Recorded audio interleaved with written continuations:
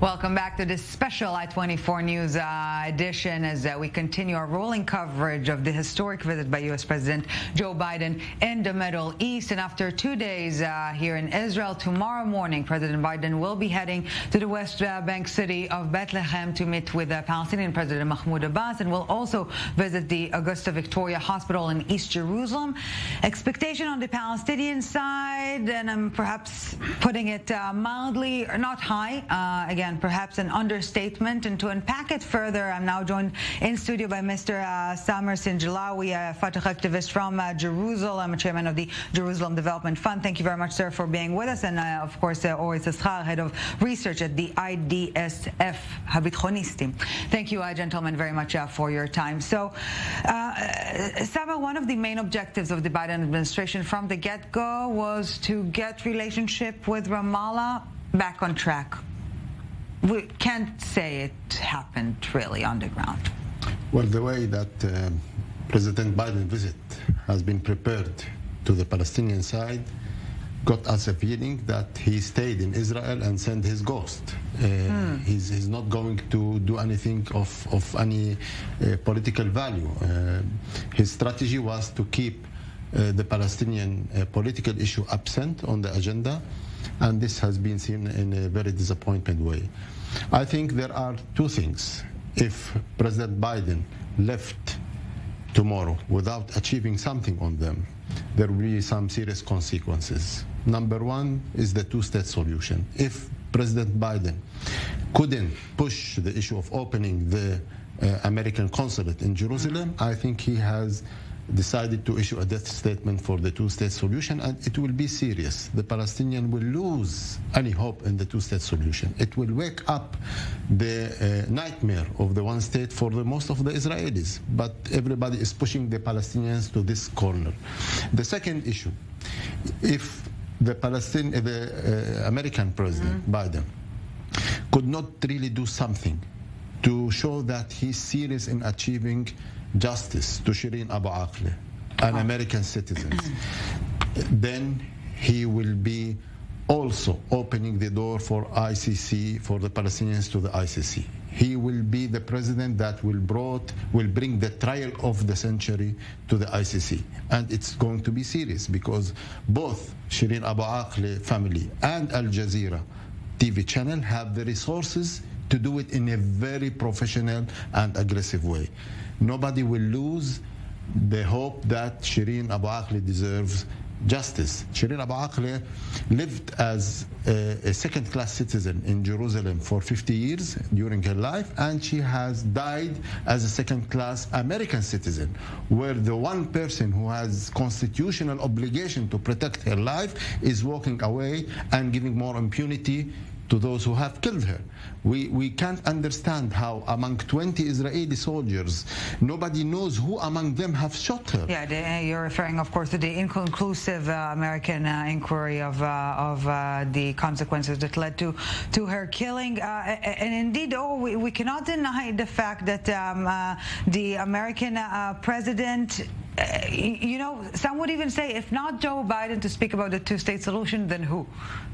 Yeah, I think there's no point to talk about the two-state solution, and I think the American president understands that. Whoever has been trying to talk about a two-state solution for the past decade has run into a brick wall, simply because it's not a viable solution, because we see a Palestinian side aspiring to go back to the 48 borders and not to the 67 ones. So just resuming the two-state solution will bring us back to square one, 67, at the eve of the Six-Day War. So I don't think it would resolve any conflict, and I think the Israeli public understands that. What I'm mostly interested in is the context of the Biden visit.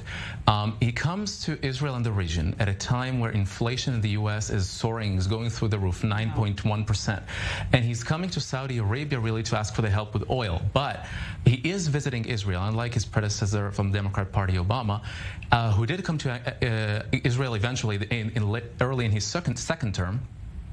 But he did try to push the two-state solution on his side. What Biden realizes that if he wants to go to a win-win, if he wants to really achieve something, obtain something in this visit, it would not be the political procedure with the Palestinians. That would be technological cooperation with Israel. That would be expanding the Abraham Accords, and that would be, ignoring issues that would just not lead us anywhere, and sidelining those issues, especially Israeli-Palestinian relations, would be a smart strategy for an American president. But Samuel, how is Ramallah or the Palestinians altogether responding to the warm winds blowing from the Gulf? Saudi Arabia very much included in this respect. Is there a certain level of disappointment vis-a-vis Gulf nations as well? Well, I think the Palestinian leadership is committing a very strange mistake. The way they are reacting towards the normalization between Israel and the Gulf country. They have adapted to be negative to it. Okay, we can understand that they are maybe against the interests of the Palestinians, but it should have been more smart if I were there deciding to be engaged with the countries like United Arab Emirates. What can we have better than a good friend like the Emiratis? And the Emiratis are sincere towards their support to the Palestinian people. Most of the Emirati people and all the Emirati leadership, they still recognize the Palestinian rights. They still vote in the UN in favor of the Palestinians, and they can be a good mediator.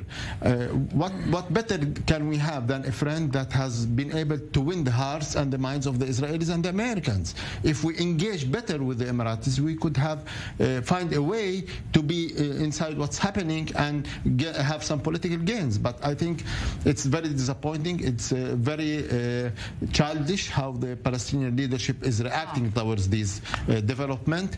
And this is again because nobody has changed or allowed a change for this leadership for 17 years. Now the Israelis are going to their 5th election in 4 years. Right. And I think because we are really connected as two societies, it's really disappointing that those Israelis and the Americans, the two countries that believe in democracy and leading democracies and claiming to lead democracies, are preventing the Palestinian elections, because those who have stopped and asked Abbas to stop the elections are the head of the Shin Bet in Israel and the American administration. Yeah. So in a way or another, I think at least the Americans should show sincere, because in the Palestinian case, if there is no international political will to enforce the Palestinian elections, it will not happen. And if the Palestinian leadership does not change, there will be no change in the Palestinian reaction towards the regional development. The only way to have the Palestinian engaged is changing the leadership.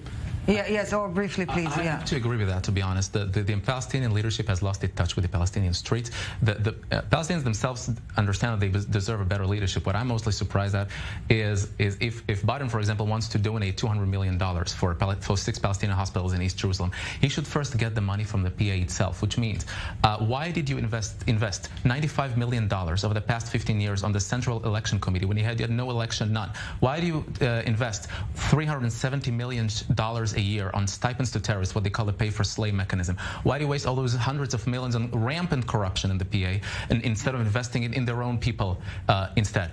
These are the kind of issues that we need to demand the Palestinian Authority to be accountable for, because I think it would run for the best society for Israelis and Palestinians themselves. I just have to respond very quickly. Yes, please. We just have to respond to this because too many people on social media and in the press just propagate this conspiracy theory that Israeli soldiers murder a journalist in the heart of Jenin. We'll get to that. It's like which one of the 20 soldiers? No. We'll get to that later, because we want to cross now live. I think there's no shred of evidence for that, and just propagating would be irresponsible.